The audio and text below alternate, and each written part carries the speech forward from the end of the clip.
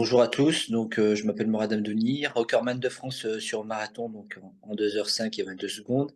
J'ai fait troisième au marathon de Paris, l'édition 2022.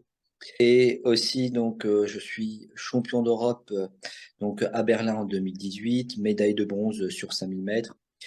Je me prépare pour les Jeux Olympiques sur marathon.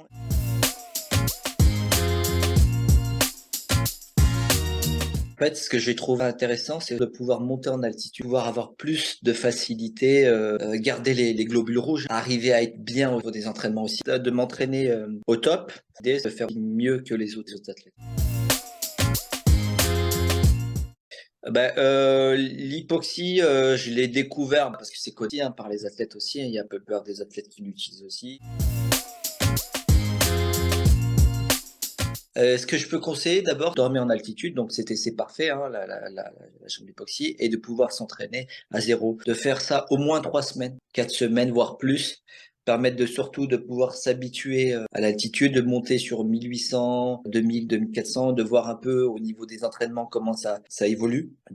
Après, c'est de faire aussi des tests aussi oxymètre aussi tous les matins, savoir si on est fatigué ou pas, ou s'il faut augmenter. Et surtout de bien dormir, hein, bien dormir. Qu'est-ce qui est important aussi pour les athlètes d'endurance.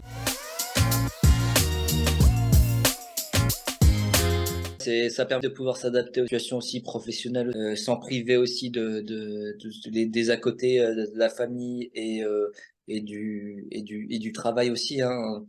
C'est vrai que c'est difficile. Et pour moi, c'est vrai que c'est une sorte aussi de tranquillité, tout en me disant que voilà, je suis chez moi à 2400 mètres et c'est un grand soulagement. Le ressenti, j'ai la même sensation que si j'étais en altitude. J'étais à 2400 mètres d'altitude. L'idée, c'est de pas aussi de monter trop haut. L'hydratation, c'est très important. L'hydratation, il faut boire, les minéraux aussi, voilà, tout ce qui est acide aminé et tout ça, qui est très important. Et en sachant aussi, dès qu'on monte en altitude aussi, on dépense beaucoup au niveau aussi du fer, ce qui est très important aussi. Ouais. Plaisir, Interview. Stéphane.